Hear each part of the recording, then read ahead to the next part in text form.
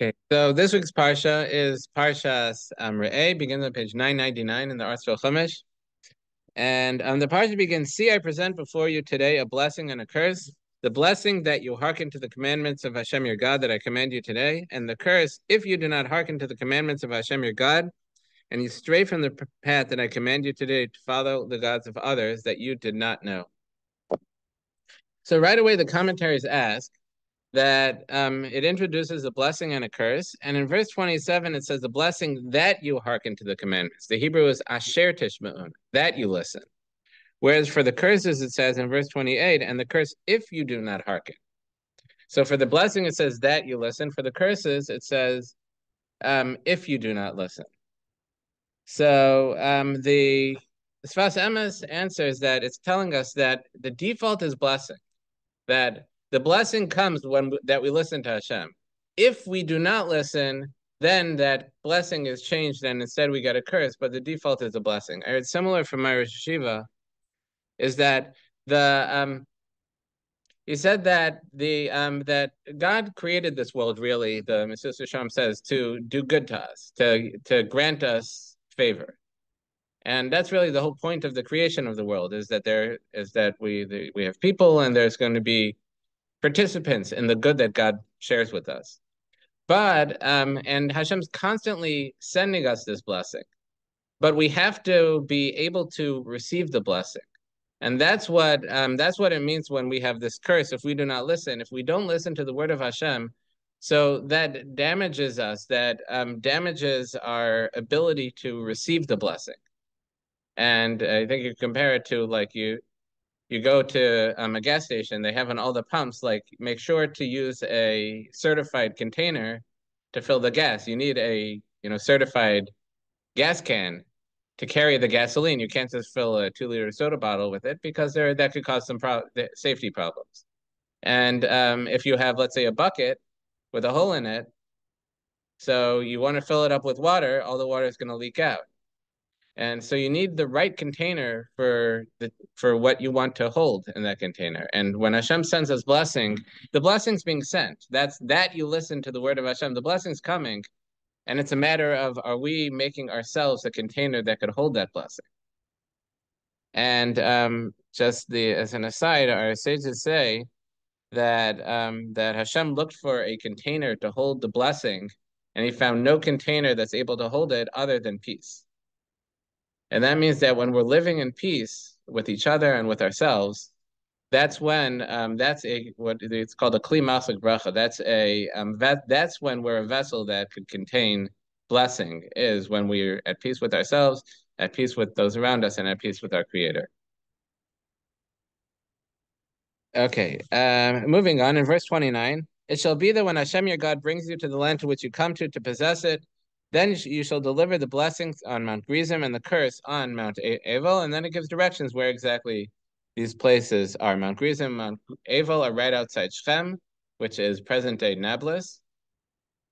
And we'll see later in the Torah, and it gives more details in how exactly what they proclaim these blessings, that they had half the tribes on Mount Gerizim, half the tribes on Mount Avel, and they proclaim the curses towards Mount Gerizim, toward Mount Avel, the blessings toward Mount Gerizim. It gives exactly what happened there, and this actually takes place immediately after we entered the land of Israel, the land of Canaan at the time, with Yeshua, with Joshua. So we went straight to this place, to Mount Gerizim, Mount Avel, and we performed this ceremony that we're commanded here.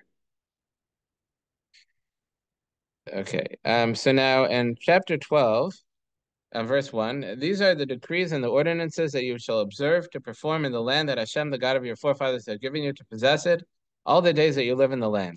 You shall utterly destroy all the places where the nations that you shall possess worship their gods, on the high mountains, on the hills, under every leafy tree. You shall break apart their altars, you shall smash their pillars and their sacred trees, shall you burn in the fire, their carved images shall you cut down, and you shall obliterate their names from that place. They were commanded, you hear stories about like the Taliban and ISIL, whatever they call it these days, about all these great archaeological treasures that they've destroyed, that they'd go into a place and destroy these ancient worshiping places. But we have to understand that was really our mitzvah. When we went into the land, there were ancient temples there. They had temples to all the pagan Canaanite deities, and we were commanded to destroy them. That it was to be our land, and our land was not supposed to have idolatry there. We're not supposed to have paganism there. And we were commanded when we went into the land to destroy um all the places that they worship their gods, all the idolatrous temples. And in verse 4, there's an interesting verse on page 1001, verse 4. You shall not do this to Hashem your God. Rather, which on a simple level sounds like you shouldn't, we have to destroy the idolatrous temples. We shouldn't destroy our synagogues and the Beis Hamikdash, our temple, which would seem obvious that we shouldn't just like be rampaging, burning up synagogues. So, the commentaries say a number of understandings what this means. One of them is, I think that we shouldn't erase the name of Hashem. One of them is that we shouldn't erase the name of, so if like there's the name of Hashem is written, you shouldn't erase it. That's destroying the name of Hashem in a sense. And another one is that this isn't going on the destruction. It's going on how we described these idolatrous places, these pagan places. It says the places where the nations that you possess worship their gods on the high mountains, the hills, under every leafy tree. And it's telling us that we're not supposed to build the temple all around wherever we choose. Just find a place that looks holy. Like the pagans would build their temples in a awe-inspiring place. That was the way they did things, is that like a tall mountain, they'd build a temple on top of a tall mountain that it makes it majestic. Or if there's this gigantic tree that they see as a majestic tree and it's awe-inspiring, so they'd build a temple there because it would inspire awe and there must be some holy aspect there. We're commanded that's not what we do. Rather, as it continues in verse 5, rather only at the place that Hashem your God will choose from among all your tribes to place his name there, shall you seek out his presence and come there. It's telling us that where the mitzvah is that we build our temple not where we find awe-inspiring, but where God commands us to put it. Is that it's not a tall mountain that makes a place holy. It's not a big tree that makes a place holy. It's the commandment of God that this is where the Shekhinah, this is where the divine presence will rest. That's what makes a place holy. And that's where we build our temple. Another answer, though, of this question, like what does this mean? You shall not do this to Hashem your God. So our sages also explain that it's telling us not to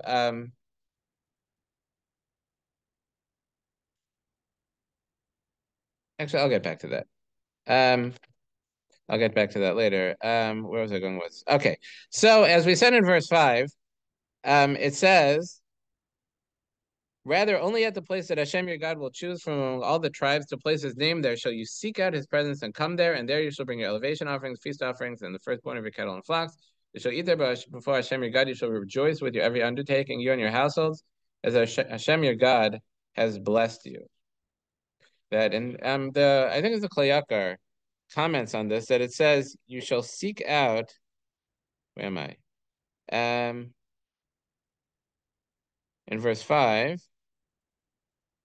shall you seek out his presence and come there. The Hebrew is lishkanai tidrashu, that you seek out his Shekhinah, the divine presence.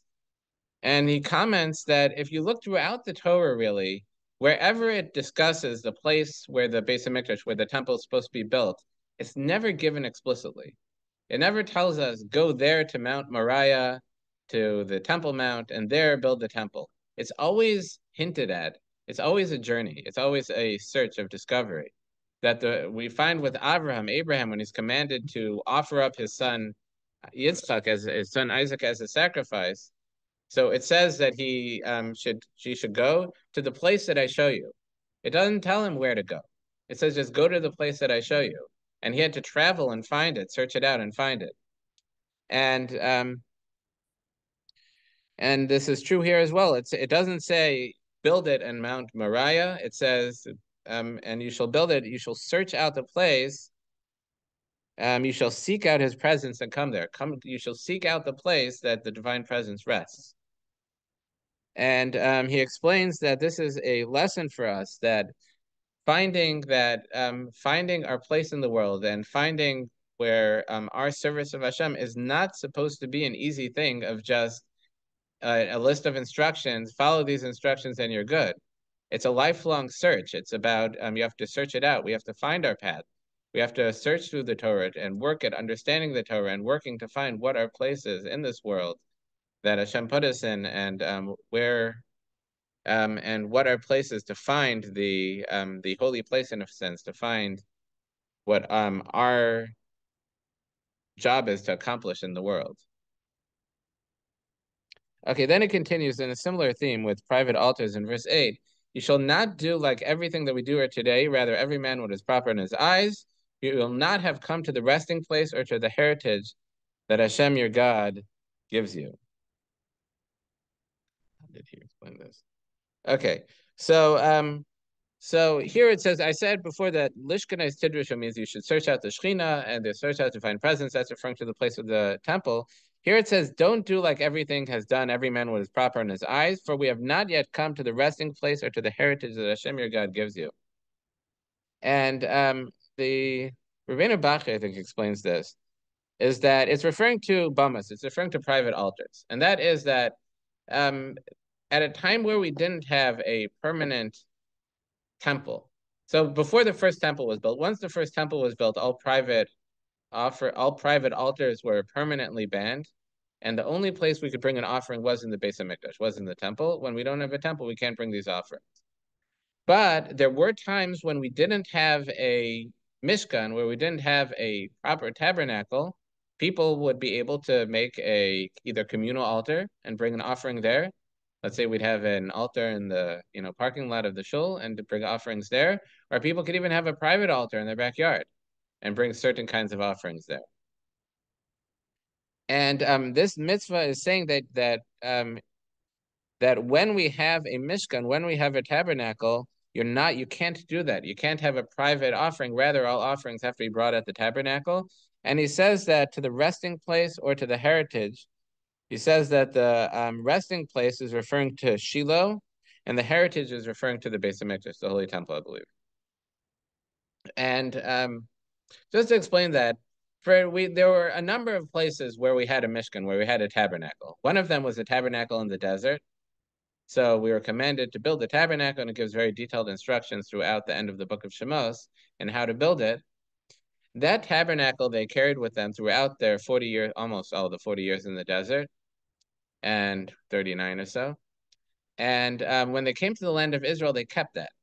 And when they got to Gilgal, they erected the Mishkan in Gilgal. They erected that tabernacle that they used in the desert in Gilgal, and it was there a number of years until they built a more permanent structure in Shiloh. And that Mishkan in Shiloh stood for hundreds of years. And it was a semi-permanent structure. It had stone walls, but it still had a tapestry as a cover. So it was like kind of a hybrid in between the tabernacle and the temple.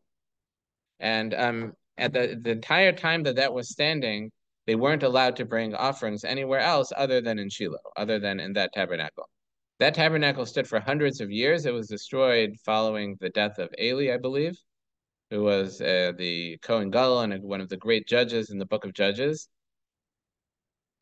And after that, they had more temporary tabernacles in a number of places, in Nov and Givon, I believe. They had more temporary structures in a number of places until finally the Beis HaMikdash, the temple, was built in the days of Shlomo Solomon.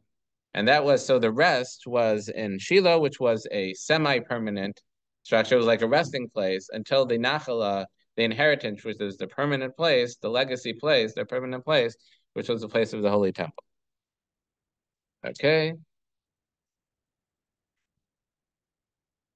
And then it discusses how we'll bring it in the temple. We'll bring the offerings in the temple. And again, when it describes the place of the temple, it says, in verse 10 on the bottom of 1001, you shall cross the Jordan and settle in the land that Hashem your God causes you to inherit, and he will give you rest from all your enemies all around, and you will dwell securely. It shall be that the place where Hashem your God will choose to rest his name, there shall you bring everything that I command you. Again, it's the place that Hashem will choose to rest his name, not specific. It doesn't give us a specific place. That finding the Beis Hamikdash is a search. And it discusses we have to bring it only there, not anywhere else. And I'll, I'll skip a little bit to page 1005. On page 1005, verse 20. When Hashem your God will broaden your boundary as he spoke to you, and you say, I would eat meat, for you will have a desire to eat meat. To your heart's entire desire may you eat meat. If the place where Hashem your God will choose to place his name will be far from you, you may slaughter your cattle, your flocks that Hashem has given you, as I have commanded you. You may eat in your cities according to your heart's entire desire. Even as the deer and the hart are eaten, so you may eat it. The contaminated one and the pure one may eat it together. This is a mitzvah. And it tells us during the time that they were in the desert, we all surrounded the Mishkan, we were all surrounded the tabernacle, and we were in the vicinity of the tabernacle. So we were not allowed to eat meat except the meat of an offering. And that means that there were a number of different kinds of offerings. In Ola, there was a burnt offering that was entirely burnt. There was a chatas, a sin offering, which was partially burnt and partially eaten by the Kohanim. And then there was a shlamim, usually called a peace offering, which part of it was burnt. Mostly the innards, the guts were burnt. A part was given to the Kohen, and the rest were eaten by the owners. And that was the only way we were allowed to eat meat in the desert, was bring a shlamim, bring a peace offering, and we were able to eat. Most of the offering was eaten by the owners. Here the Torah is telling us, when Hashem your God will broaden your boundaries, when we have a lot more space, we're all spread out. So at that point, it's not really doable every time you want meat to go all the way to the temple, bring an offering, but you can't even bring it out anyway. So once we move into the land of Israel, so then we were allowed to eat meat as long as it was kosher, but eat it even if it was sacrificial meat. And that's why it says, even as the deer and the hart are eaten, deer and hart are kosher animals. Hart is, I think, some kind of antelope, but they're kosher animals, but they're not valid to be brought as offerings. That's because the only domesticated animals, sheep, goats, and cattle, could be brought as offerings, and wild animals like a deer was not valid as an offering, but it's kosher. So those we are allowed to eat, even if it wasn't brought as an offering, even in the desert. So the Torah is telling us that we could eat any animal like we could eat those during the time in the desert. And then it continues, only be strong not to eat the blood, for the blood is the life, and you shall not eat the life with the meat. And you shall not eat it, you shall pour it onto the ground like water. So the commentaries say here that it's be strong, don't eat blood, as if like it's such a difficult thing. And it happens to be that it's a significant part of the koshering, because we'd understand that drinking blood is just like, don't put it in the animal blood in a cup and drink it. But eating blood entails, not eating blood entails purging the meat from blood, which was a significant process. So halachically, how that's done, when we buy meat that has a hechsher that's marked as kosher, the blood's already been removed. And what they do is they would soak it in water for a long time. Then they would salt it. And that involved really covering the entire surface of the meat with kosher salt, with a coarse salt, not like rock salt, but kosher salt. And that, just as an aside, that's why it's called kosher salt, because it's used in the koshering. That's the coarseness that's used in the koshering process. That they cover the meat with salt, and that the salt has that natural property that it pulls liquid out. So it pulls the blood out of the meat, and then we rinse off the salt, we rinse it off, and then we could eat that meat. So it's a long, extended process to get rid of the blood in the meat. The other way you could do it is technically, if you would grill meat on top of like a grate where there's space for like blood to drip out, so that would also be kosher even without the salting. The custom is that if we do that, we put a little bit of salt on it before we grill it, but it doesn't need to be properly soaked and salted, as we said. But in general, if you're buying kosher meat, if you're buying meat with a hechsher, so in that case, it's already been soaked in salt to purge the blood. But I've heard stories from my father about his time when he was in Israel, that he would actually go with groups to a barbecue where the lunch would walk there together with everyone else. And let's say they'd bring a goat along and they'd have a shochet, and the shochet would slaughter the goat. And in that case, they wouldn't have to soak it and salt it, which would take hours, but they wouldn't have to soak it and salt it. And instead, they could just put a little salt on, rinse it off, put a little salt on, and put it on a grill. And when you grill it, so the heat of the fire pulls the blood out, and it'll drip through the grates onto the fire, and that's good also. Okay, but the strong warning, don't eat blood, the commentaries say, is that we were coming from Egypt and also surrounded by the Canaanites, pagans, and the pagans used to use blood in their rituals. And that's a little bit of a theme in this parsha also, but pagans used to use blood in their rituals, and it would involve, like, they would take animal blood and eat it as part of their worship.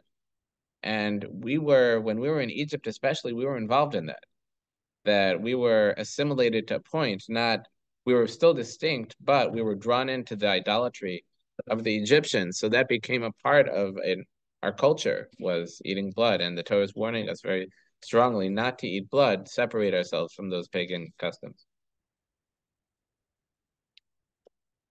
Okay.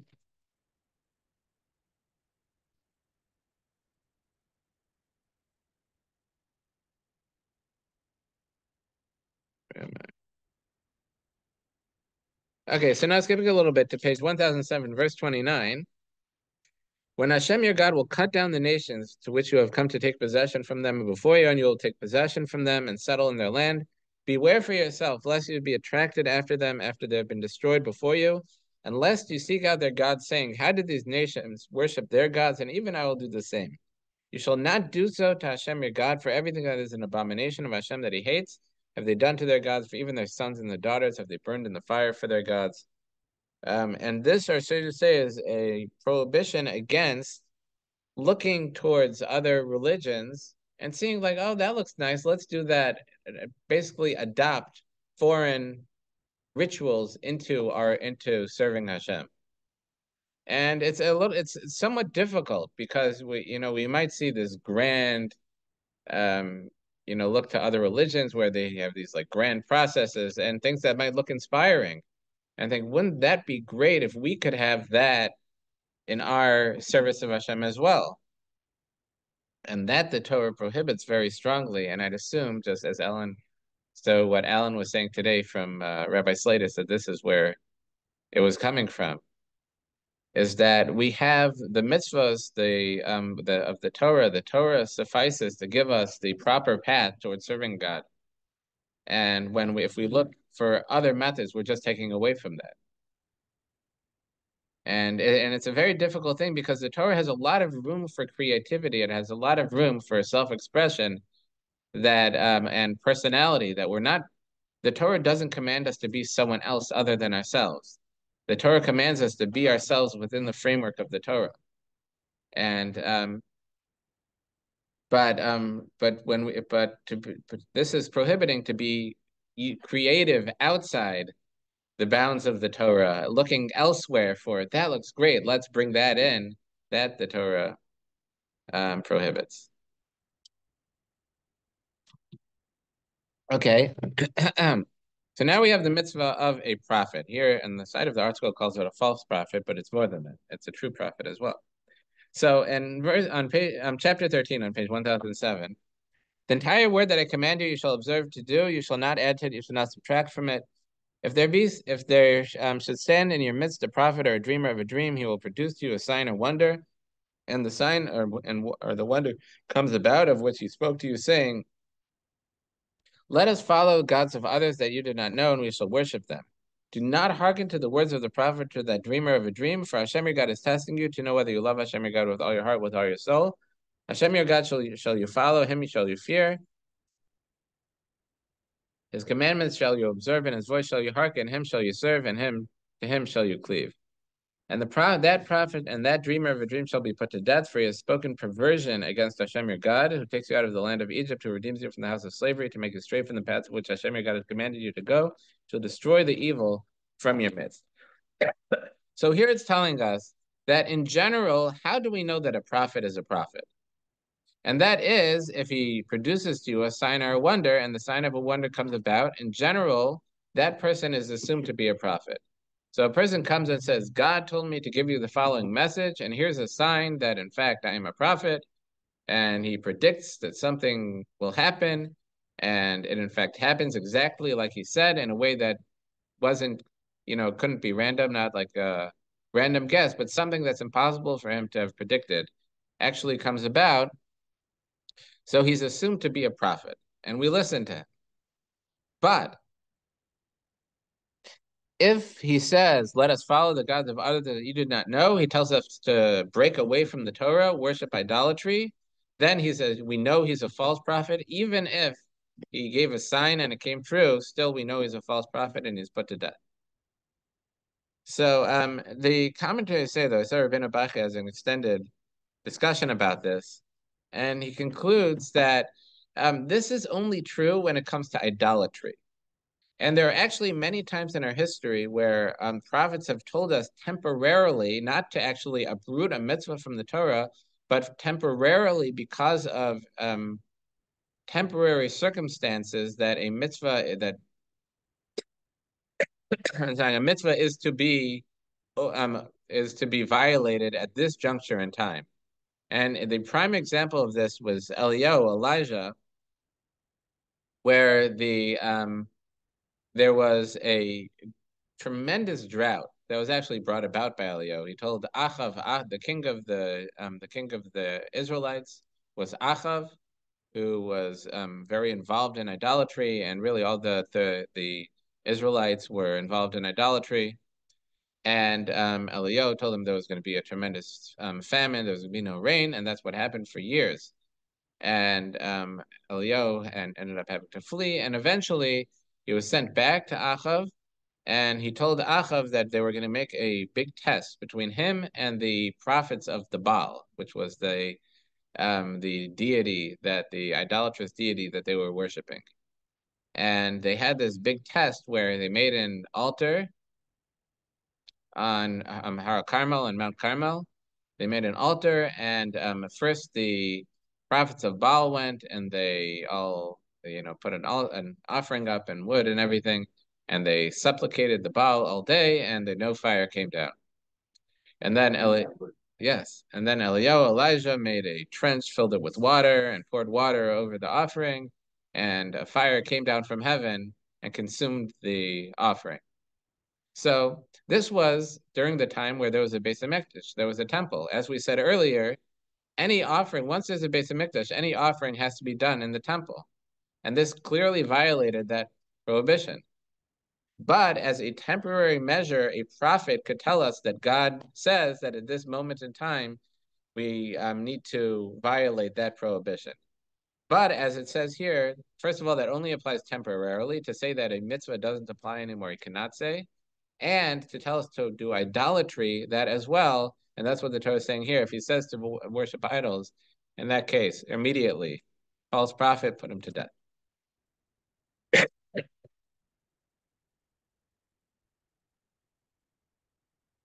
Okay, next on page 1009, verse 7. If someone among you, if your brother's son, or your mother's son, of your daughter, the wife of your bosom, your friend, who is like your own soul, will entice you secretly, saying, let us go and worship the God of others that you do not know, or your forefathers. There's someone amongst us, a Jew amongst us, who's trying to seduce people to go astray to idolatry. So in verse 9, you shall not accede to him and not hearken to him. Your eyes shall not take pity on him. You shall not be compassionate nor conceal him. Rather, you shall surely kill him. Your hand shall be first against him to kill him. Killing him doesn't mean jumping on top of him with a knife. It means taking him to the Beis Din, taking him to the court, where at that time they were authorized to do capital punishment, and take him to court. There would need to be two witnesses, and he would be put to death.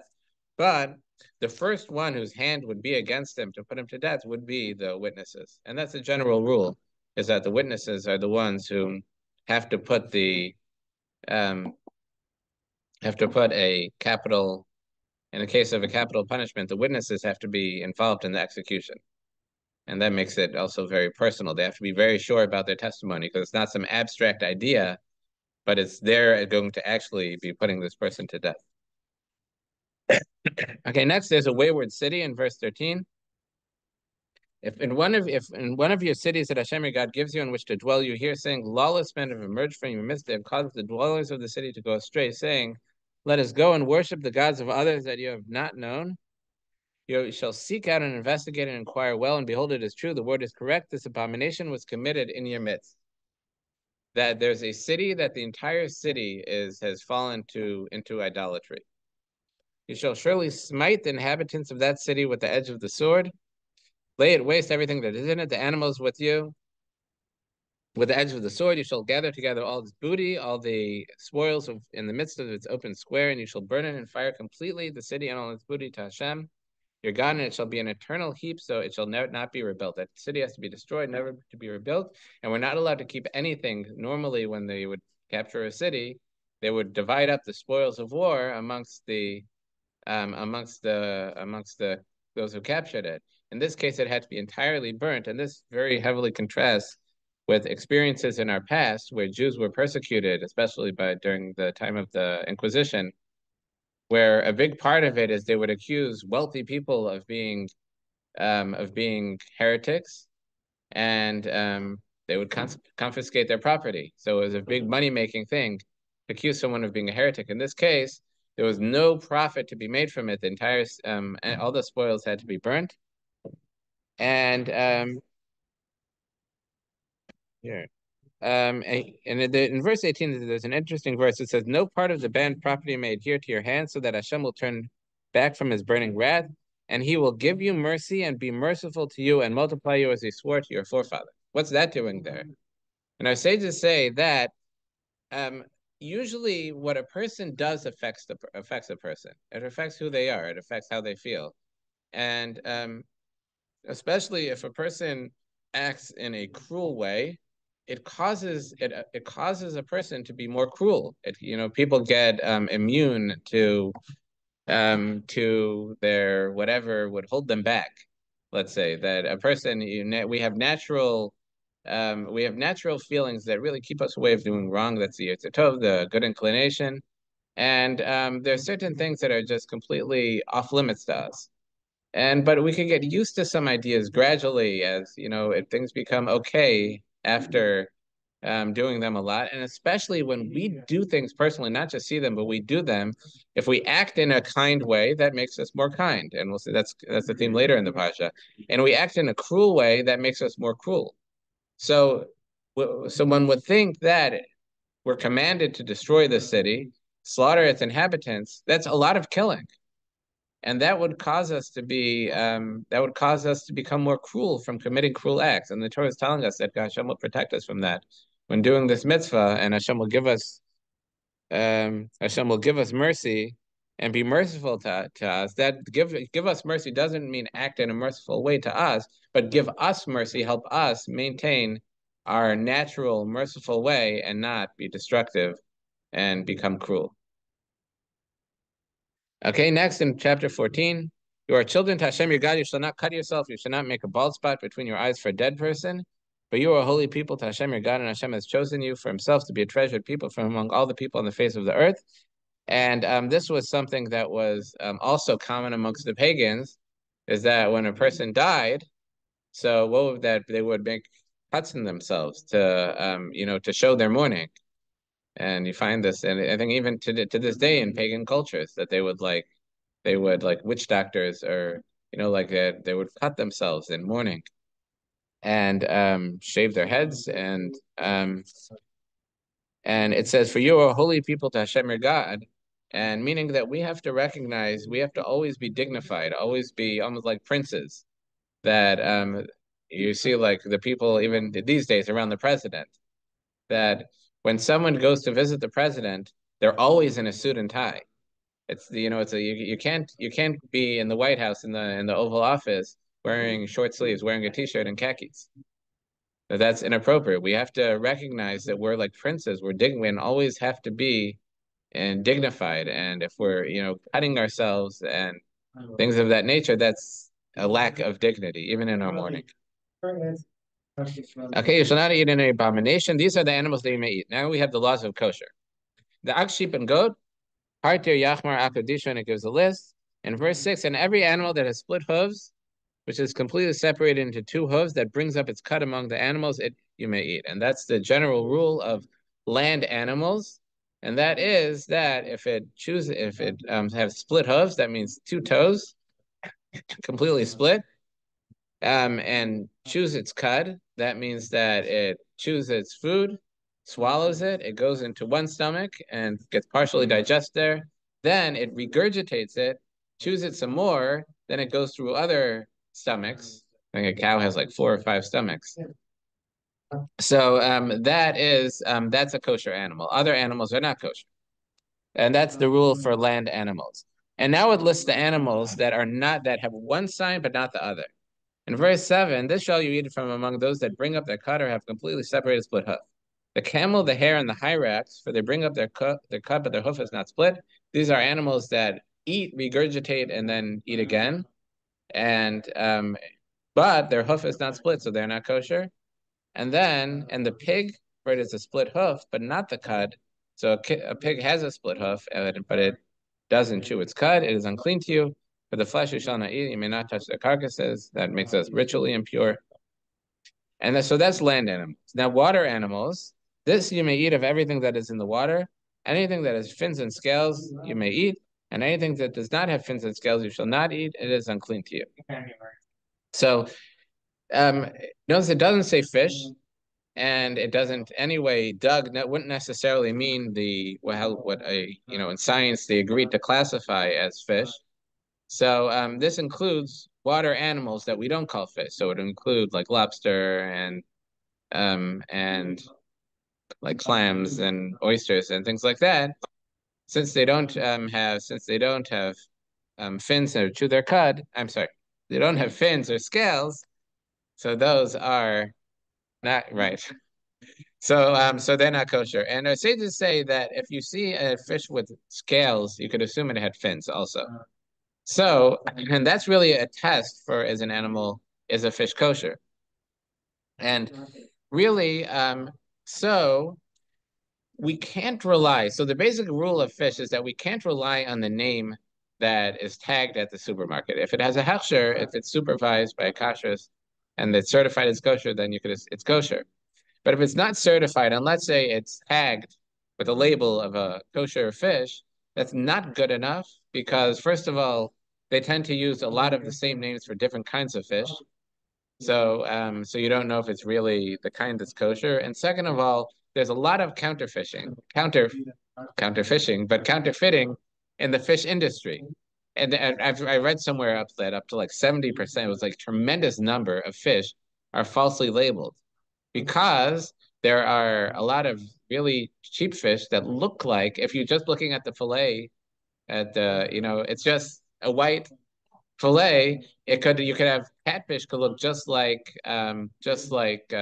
Chilean sea bass, which is like $30 a pound more. So there's a lot of counterfeiting that goes on in the fish industry. So you can't just rely on how it's marked at the store. And the general rule is that if a fish, the general rule is that if the skin is on and there are scales, like I said, then you know it's a kosher fish. There might be other issues, which is how they cut it. If they might have used the same knife to cut a non-kosher fish, that knife might still be covered with grease from the non-kosher fish. Then they cut the kosher fish, it might be full of grease. So in general, if a person, let's say, if you could get the fish store to use your knife, watch them use your knife, and let's say bring a cutting board that they cut it on your cutting board with your knife, and you could see before they cut it that fish had scales. So that's a kosher fish, and that you could eat. But otherwise, you can't just rely on the name of the fish. So if you see fish that's labeled, let's say bass, which is a kosher fish, you can't really rely that it's really bass. Yeah. So I can hold your. What's that? You have high powered play. Right. Which you don't even right. got the orange family. Right. Got the dark. Right. So in general, there are conversations to be had about red fish, about when not the outside, but the flesh of the fish is red or orange. That there, if you recognize it, so let's say there are a number of fish that are red, like what's it called? A certain kind of trout, steelhead trout, looks a lot like salmon, but that's also a kosher fish. So it doesn't look right. That's a white fillet. Right. Right. Yeah. So there's a conversation to be had, but you need to talk to your local um, rabbi about that because, like I said, there are those who would. I think swordfish might actually be red, but it doesn't look anything like salmon or tuna. So you'd have to recognize it. Yeah. Yeah. Right. Exactly. Right. So there are those. There are those who would permit salmon or tuna. I'm sorry, even if it doesn't have skin with scales on it. Okay. Then it gives a list of the birds that are not kosher, and that's really how we know which birds are kosher, is that they're not on that list. So they're kosher. But we don't know what all those names mean on that list. So the general rule is that we assume that every bird is not kosher unless we have a tradition, a strong tradition, that it was eaten by Jews and by Jewish communities in the past. And if there's a tradition that this was considered kosher by communities in the past, so we could assume it wasn't one of these that are not kosher on the list. And that caused a lot of disputes in the early days of Judaism in America with the turkey. And there were another of other American birds that there was tremendous controversy over. And I don't know exactly how they were resolved. Turkey, I know that there were a lot of responsa back and forth amongst the great rabbis. And the custom nowadays, just about everyone will eat them. Just about, there are some families that won't eat turkey because they don't trust the tradition on that as a bird being eaten by Jewish communities in the past because it's an American bird. So it wasn't around for that long, available to us. But in general, there's generally more than all I can say is more than what to rely on to eat turkey. I can say I personally eat turkey, and the vast majority, I think, of Jewish communities will eat turkey. Okay, but that's where we got it. We have this list of non kosher birds. Anything that's not on that we have a tradition is not one of those is kosher. Okay, and every flying swarming creature in verse 19 is unclean to you. That means that any insects or that fly are not clean. Um, other than where's this? Okay, and it continues in verse 21. You shall not eat any carcass. To the stranger who is in your city shall you give it that he may eat. A carcass in this context means that was not slaughtered correctly, that wasn't shechted. So it died of other means other than slaughtering. We're not allowed to eat it. That to the stranger who is in his city shall you give it that he may eat it or sell it to a Gentile. For you are a holy people to Hashem your God. You shall not cook a kid in its mother's milk. And this is, you shall not cook a baby goat in the milk of its mother means in the milk of another goat, the milk of another animal. And this is the prohibition against eating milk and meat cooked together. So that is the Torah prohibition of milk and meat cooked together. Rabbinically, it's prohibited to eat milk and meat together, even if it wasn't not cooked together. And okay, and there are a number of other rabbinic prohibitions around that as well. Okay, then we have the mitzvah in verse 22, tithe their crops, and we'd give that tithe to the Levi, and another of other tithes as well. And on the bottom of page 1015, chapter 15, we have the mitzvah of the remission of the Shemitah. That means that Shemitah, the sabbatical year, cancels loans. And that is at that, what's that? Loans. That there's a what's the word? An amnesty on creditors. At the end of 7 years, you shall institute a remission. This is the matter of the remission. Every creditor shall remit his authority over what he has lent his fellow. He shall not press his fellow or his brother, for he has proclaimed a remission for Hashem. You may press the Gentile that a non-Jewish a loan to a non-Jew is not canceled, but over what you have with your brother, you shall remit your authority. However, may there be no destitute among you. Rather, Hashem will surely bless you in the land that Hashem your God will give you as an inheritance to possess it,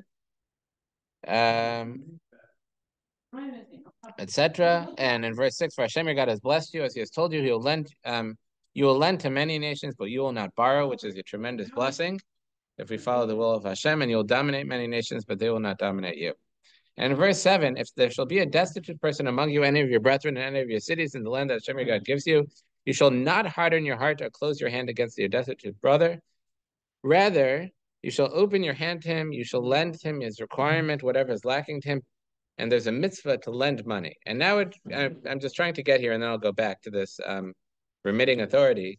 But in verse 9, beware lest there be a lawless thought in your heart, saying, the 7th year approaches, the remission year, and you look malevolently upon your destitute brother, refuse to give him, then he may appeal against you to Hashem, and it will be a sin upon you. You shall surely give him, and let your heart not feel bad when you give it him.